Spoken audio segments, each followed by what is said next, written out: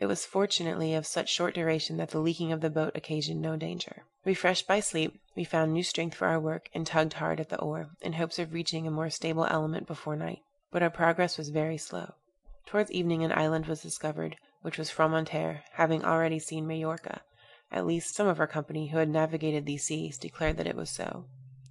We debated long to which of the two our course should be directed, and, because the last discovered was much infested with venomous serpents, we all resolved to make for Majorca. The whole of that night we rowed very hard, and also the next, being the 6th from our putting to sea.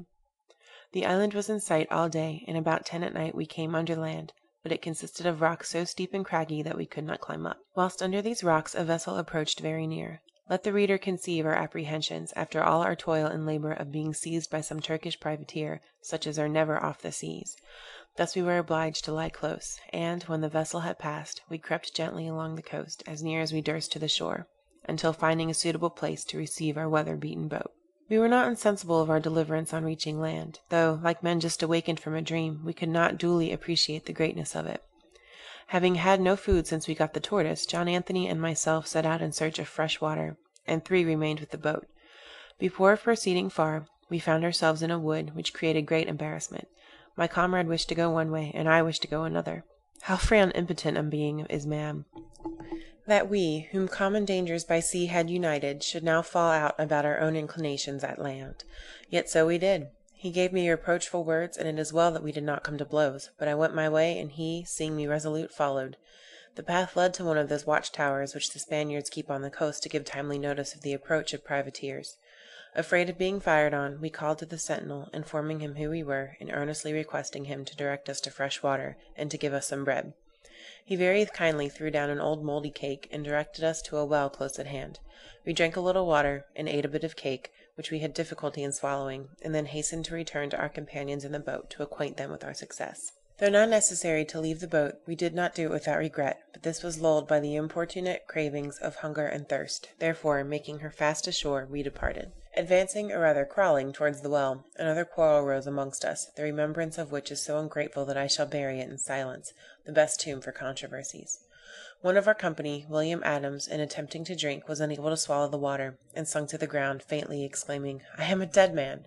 After much straining and forcing, he, at length, got a little over, and when we were all refreshed with cake and water, we lay down by the side of the well to wait for morning. When it was broad day, we once more applied to the sentinel to point out the way to the nearest house or town, which he did, directing us to a house about 2 miles distant. But our feet were so raw and blistered by the sun that it was long before we could get this short journey over, and then the owners of the house, concluding from our garb that we came with a pilfering design, presented a fowling piece, charging us to stand. The first of our number, who could speak the language of the country, mildly endeavoured to undeceive him, saying we were a company of poor creatures, whom the wonderful providence of God had rescued from the slavery of Algiers, and hoped that he would show mercy to our afflictions. The honest farmer, moved with our relation, sent out bread, water, and olives. After refreshing ourselves with these, we lay down and rested 3 or 4 hours in the field, and having given him thanks for his charity, prepared to crawl away. Pleased with our gratitude, he called us into his house, and gave us good warm bean pottage, which to me seemed the best food I had ever eaten. Again taking leave, we advanced towards Majorca, which was about 10 miles distant. Next morning we arrived in the suburbs, where the singularity of our attire, being barefoot and bare-legged, and having nothing on except loose shirts drawn over our coats, attracted a crowd of inquirers. We gave a circumstantial account of our deliverance, and as they were willing to contribute to our relief, they supplied us with food, wine, strong waters, and whatever else might renovate our exhausted spirits. They said, however, that we must remain in the suburbs until the Viceroy had notice of our arrival. We were called before him, and when he had heard of the account of our escape and dangers, he ordered us to be maintained at his expense until we should obtain a passage to our own country, and, in the meantime, the people collected money to buy clothes and shoes. From Majorca they proceeded to Cadiz, and from thence to England, which they reached in safety. Several expeditions at different periods were fitted out by different European nations to chastise the pirates. The Emperor Charles V, in the plenitude of his power, sailed with a formidable armament in the year 1541, and effected a landing. Without doubt he would have taken the city if a terrible storm had not risen, which destroyed a great part of his fleet and obliged him to re-embark with his shattered forces in the greatest precipitation. The exultation of the Algerines was unbounded. They now looked on themselves as the special favourites of heaven, and the most powerful army which had ever attempted their subjection had returned with the loss of 1/3 their number, and a great part of its ships and transports. Prisoners had been taken in such abundance that to show their worthlessness they were publicly sold in the marketplace at Algiers, at an onion a head. For nearly a century after this, little occurs of note in Algerine history, except a constant system of piracy. In 1655, the British Admiral Blake gave them a drubbing. The French were the next to attack these common enemies of Europe. Admiral Duguesne commanded the expedition, and after bombarding the place a short time, the Dey himself soon began to be terrified at the destruction these new engines of naval war made, when an unfavorable wind arising compelled the fleet to make all sail for Toulon. Relieved from the terror of immediate destruction, the Algerines returned to their old ways, making descents on the coast of Provence, where they committed the most dreadful ravages, killing, burning, and destroying all that came in their way.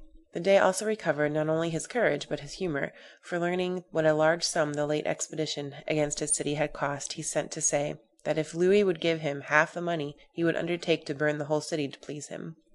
The French accordingly sent a new expedition under the same officers the next year. Duguesne again sailed, and in front of the city was joined by Marquis d'Affranville at the head of 5 other stout ships. A council of war was held and an immediate attack resolved upon, in consequence of which, the vessels having taken up their stations, 100 bombs were thrown into the town during that day, and as many more on the following night, when the town was observed to be on fire in several places. The Dey's palace and other public buildings were in ruins. Some of the batteries were dismounted, and several vessels sunk in the fort. The speedy destruction soon determined the Dey and Janissaries to sue for peace, and a message to this effect was sent to Duguesne, who consented to cease firing, but refused to negotiate regarding terms, until all the captives were taken fighting under the French flag were given up as a preliminary step. This was agreed to, and 142 prisoners immediately sent off. In the meantime, the soldiery, becoming furious, assassinated the Dey and elected a new one, who ordered the flag to be hoisted on the city walls. Hostilities were now renewed with greater fury than before, and the French admiral threw such volleys of bombs into the city that in less than 3 days the greatest part of it was reduced to ashes, and the fire burnt with such vehemence that the bay was illuminated to the distance of 2 or 3 leagues. Rendered desperate by the carnage around him, the new Dey ordered all the French captives who had been collected into the city to be cruelly murdered, and binding Father Vacher, the French resident, hand and foot, had him tied to a mortar and fired off like a bomb against the French fleet. This wanton piece of atrocity so exasperated Duguesne that, laying his fleet as near land as possible, he continued his cannonade until he had destroyed all their shipping, fortifications, buildings, in short, almost the whole of the lower town, and about 2/3 of the upper, when, finding nothing else which a naval force could do, and being unprovided for a land expedition, he stood out leisurely at sea, leaving the Algerines to reflect over the sad consequences of their obstinacy. For several years after this they kept in the old piratical track, and upon the British consul's making a complaint to the Dey, on occasion of one of his corsairs having captured a vessel, he openly replied, "It is all very true, but what would you have? The Algerines are a company of rogues, and I am their captain." To such people force was the argument, and in 1700 Captain Beach, falling in with 7 of their frigates, attacked them, drove them on shore, and burnt them. Expeditions at various times were sent against them, but without effecting much, and most of the maritime nations paid them tribute. But a new power was destined to spring up from which these pirates were to receive their first check. That power was the United States of America. In 1792 his corsairs, in a single cruise, swept off 10 American vessels, and sent their crews to Bagnio, so that there were 115 in slavery. Negotiations were at once set on foot. The Dey's demands had of course risen in proportion to the number of his prisoners, and the Americans had not only to pay ransom at a high rate, with presents, marine stores, and yearly tribute, but to build and present to the Dey, as a propitiatory offering, a 36-gun frigate, so that the whole expenses fell little short of $1 million, in return for which they obtained liberty for their captives, protection for their merchant vessels, and the right of free trade with the Algiers. The treaty was signed September 15, 1795, and from that time up to 1812 the Dey continued on tolerable good terms with Congress.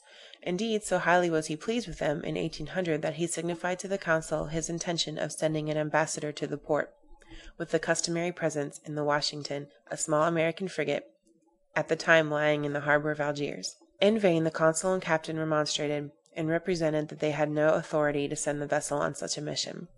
They were silenced by the assurance that it was a particular honor conferred on them, which the Dey had declined offering to any of the English vessels then in the harbor, as he was rather angry with that nation. The Washington was obliged to be prepared for the service. The corsair flag, bearing the turbaned head of Ali, was run up her main top under a salute of 7 guns, and in this respectable plight she sailed up the Mediterranean, dropped anchor before